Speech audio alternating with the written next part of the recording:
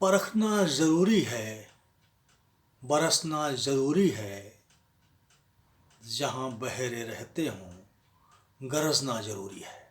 मित्रों नमस्कार, मैं अरविंद पथिक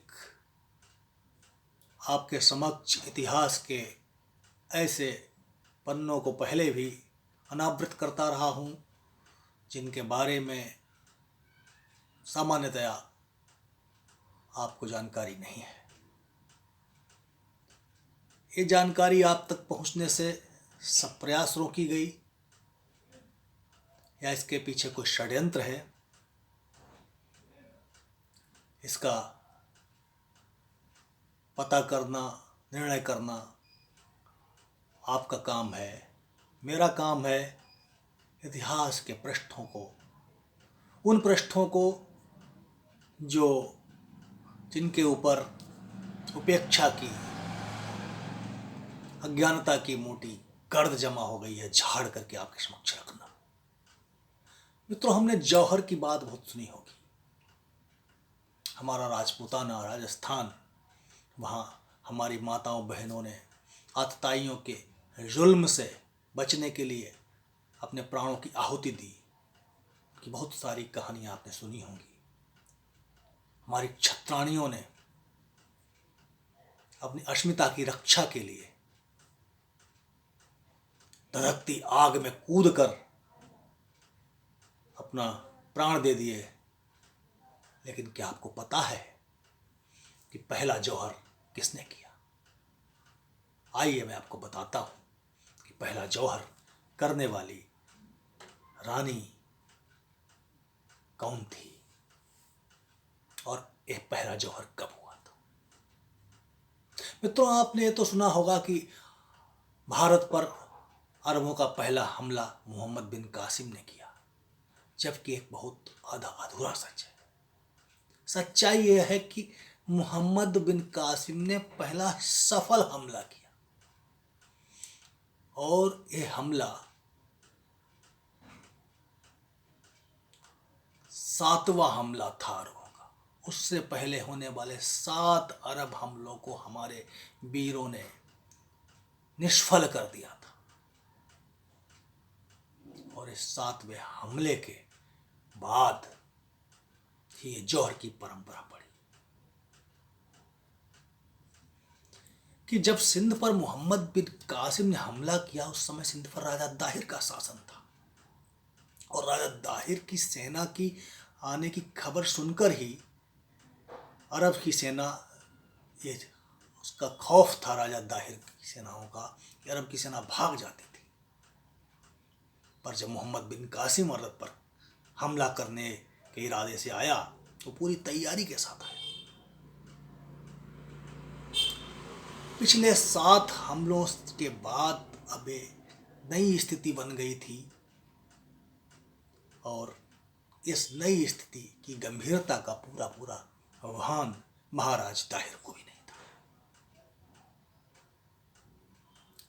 उन दिनों सिंधु की राजधानी सिंधु नदी के किनारे पर स्थित अरोर नगर था, जहाँ से हमारे अरोरा भाइयों का उद्भव है। तो उस अरोर नगर के किले के भीतर महाराजा दाहिर ने अपनी राजसभा की मीटिंग बुलाई, राजसभा बुलाई और अरोर सिंधु नदी के पश्चिमी किनारे पर मोहम्मद बिन कासिम अपने जिहादी फौज लेकर के डेरा डाले हुए था। उस समय जब महाराजा दाहिर अपनी राजसभा को संबोधित करने ही वाले थे कि एक दूत घबरा करके महाराज के पास आया। उसने बताया कि हमारी सेना का एक सेनानायक भी जा करके मोहम्मद बिन कासिम से मिल गया है। उस समय पूरा अफगानिस्तान, जो कि पहले ही अरबों के कब्जे में आ चुका था और अरबों के नियंत्रण में आने से पहले सिंध पर जो है हिंदू शाही और तुर्क शाही 2 शासक वंश राज करते थे।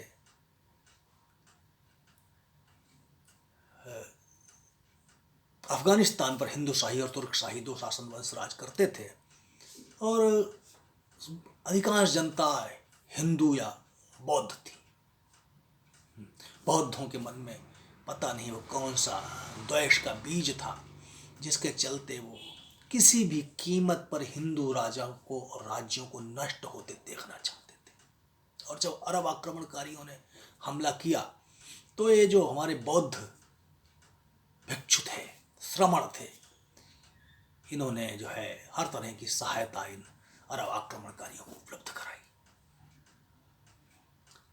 सारे के सारे अब बौद्ध भिक्षु उस क्षेत्र के सिंध और बलूचिस्तान का जो आज का इलाका है उस क्षेत्र के सारे बौद्ध भिक्षु, बौद्ध श्रमण मोहम्मद बिन कासिम का कुछ तो खुले रूप में साथ दे रहे थे और कुछ छिप करके साथ दे रहे थे।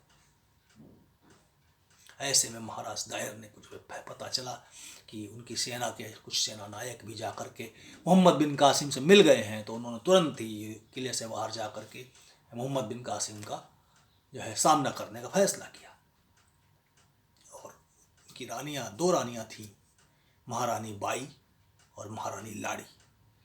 दोनों ने जो है से विदा लेने के लिए महाराज अंतापुर में गए।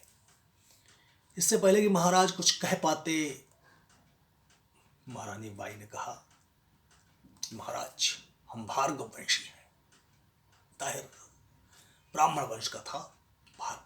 महारानी बाई ने कहा, महाराज आप भार्गव वंशी हैं और हम भार्गव की तलवारों और फरसों से समस्त आतताई पूरी धरती के भय खाते हैं। उन परशुराम के वंशज हैं जिन्होंने जो है दुष्टों से इस धरती को 21 बार विहीन कर दिया था। इसलिए मैं उन भगवान परशुराम की सौगंध खाकर कहती हूं कि कोई भी आतताई मेरे शरीर को, इस पवित्र शरीर को छू नहीं पाएगा। विजय या वीर गति हमारा उद्बोधन है। और जब महारानी बाई ने ऐसा प्रण कर लिया तो महाराज ताहिर पूरी निश्चिंतता के साथ जो है निकल पड़े मलेच्छों से युद्ध करने के लिए। और उनका बेटा जय शाह भी उनके साथ था। एक छोर पर जय शाह और दूसरी छोर पर महाराज दाहिर इस युद्ध में मलेच्छों की सेना पर, मोहम्मद बिन कासिम की सेना पर हमला कर रहे थे। राजकुमार को सारी फौज ने मिलकर के घेर लिया था और राजकुमार किसी भी कीमत पर युद्ध का मैदान छोड़ने के लिए तैयार नहीं था। और महाबत की हिम्मत नहीं पड़ रही थी कि राजकुमार से कहे कि आपके प्राण संकट में हैं और हमें युद्ध का मैदान छोड़ देना चाहिए। तो उसने अपने हाथी के कान में कहा कि अभी और लड़ना है या यहाँ से भाग चलना है। और ना सुनते ही हाथी जो था वो एकदम से मैदान से बाहर खड़ा हुआ और वहां से निकल करके हाथी सीधे दूसरी दिशा में, पूरब दिशा में जाकर के महाराज दाहिर से पास पहुंच गया।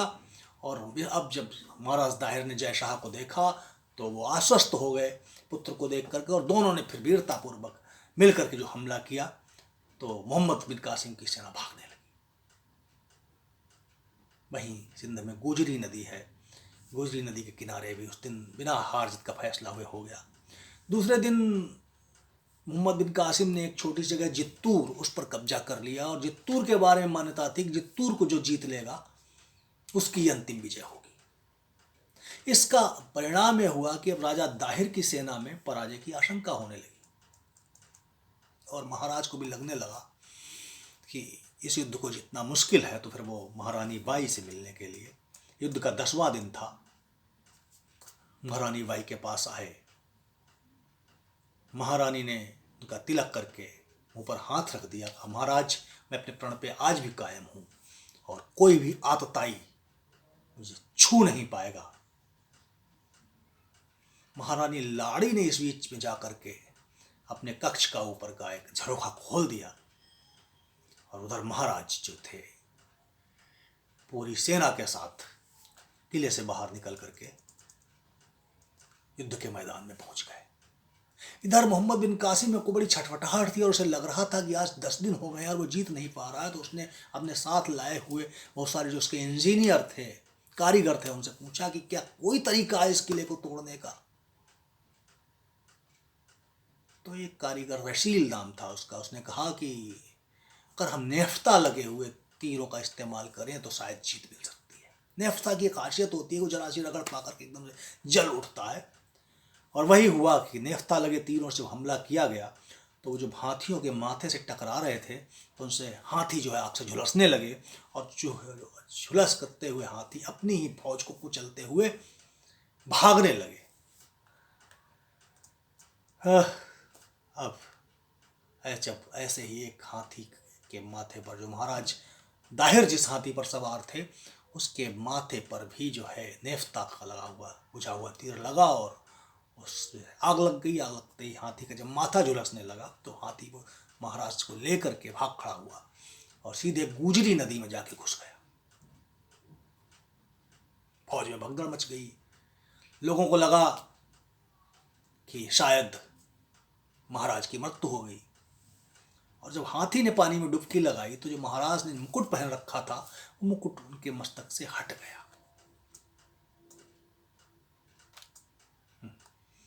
इस बीच महाराज तैर करके बाहर आए। किनारे पर सारी मलेच्छ सेना इकट्ठी थी। महाराज दाहिर के होंठों पर मुस्कान खेल गई। उन्होंने संकेत किया कासिम की सेना को कि मैं अपने प्रभु की चिंतन कर लूं, और पद्मासन में बैठे थे, लेकिन किसी भी इस असभ्यता के प्रतीक इन जिहादियों ने उन्हें उस पद्मासन में ध्यान मुद्रा में ही महाराज दाहिर का सिर धड़ से अलग कर दिया। जब एक खबर महाराज दाहिर के बलिदान की खबर महारानी बाई को मिली तो उन्हें जय शाह को बुला करके कहा कि कोई भी विजय और पराजय अंतिम नहीं होती है। जब तक हम भार्गव वंशियों के ऐसे एक भी जीवित है हम इस पराजय को स्वीकार नहीं कर सकते, और तुम सारी सेना को लेकर के यहाँ से ब्राह्मणाबाद चले जाओ। कि ब्राह्मणाबाद उनका मूल पैतृक स्थान था महाराज दाहिर का, और जय शाह सारी सेना को लेकर के ब्राह्मणाबाद चला गया। उधर महारानी बाई ने सारी रानियों को इकट्ठा किया, सारी दासियों को इकट्ठा किया, और पुरोहित से कहा कि अब आप अग्नि प्रज्वलित करें। वृद्ध पुरोहित ने मंत्रोच्चार कर अग्नि प्रज्वलित की, और एक एक कर हजारों दासियों के साथ महारानी बाई उस धड़कती हुई चिता में प्रवेश कर गई।